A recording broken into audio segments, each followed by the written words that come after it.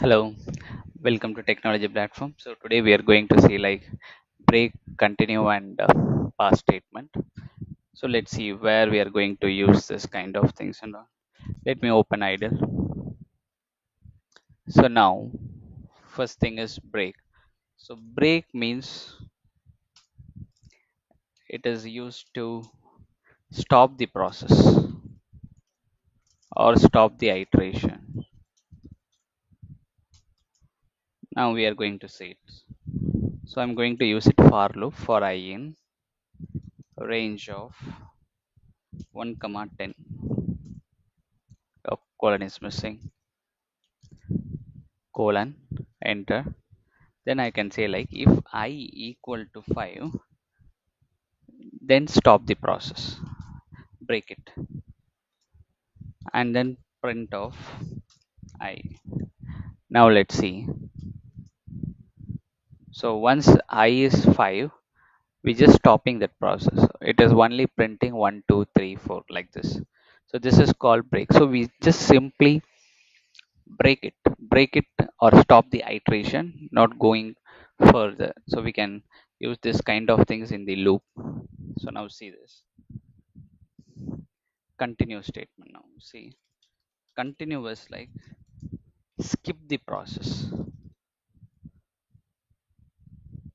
or skip the iteration. Let's see for I in range of 1 comma 10 colon, and then we can say if I equal to 5, then continue print of I. Let's see. So the fifth iteration is skipped here. 1 2 3 4 and then 6 7 8 9 here. So this is called continue statement. We have to skip some process here and then just continue it. So no need to stop it. If it is reached 5 you can just skip it and continue other loops. This is called, and this is where we are using this continue statement. So now pass. So pass means it is nothing. Pass is do nothing. This is called the pass statement. So why we are using it, let me tell you here. So now for I in range of 110, now colon, and then what I'm going to say here is if I equal to 5, don't do anything, just print it. I will say like this. Okay, now you have to give it print statement here, but I don't want to do anything. If I equal to 5, I don't want to do anything. Then if we want to print it here, it will throw an error message because if statement should contain something, otherwise it won't allow to execute the statement, or you cannot use if statement here. Let's see now. See this independent block is missing, or it is independent is not right, like that they are saying. But now I need to skip. I don't want to do anything. I don't want to print anything, for example. So if you see here, what it needed is that we need to print something, test, or we can say pass, something like that. We need to do it. Let's see this. Now they execute 1 2 3 4 5 6 7 8 9.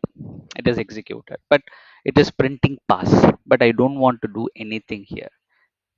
So this kind of situations, what we need to do here is I need to use if statement, but I don't want to print anything. I don't want to use it anything. So that time we have to use it pass statement. Let's see now.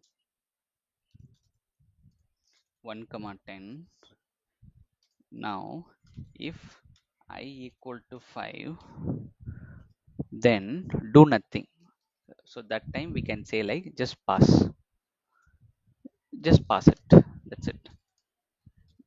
Print, this print statement is belongs to for the statement. Now it will print, it is printed.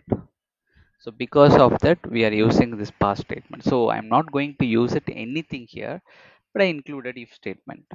So this kind of scenario we have to use it this pass. Now you know very well. So the break statement is like stop the process. It just stopped once it reached the I equal to 5. It reached that satisfy criteria, then it should stop. And continue means only that particular criteria is matched, then it will skip. Then pass means if this kind of if statement I don't want to do anything, that time I have to use it pass. So this is the difference between break, continue, and pass. See you in the next session. Bye.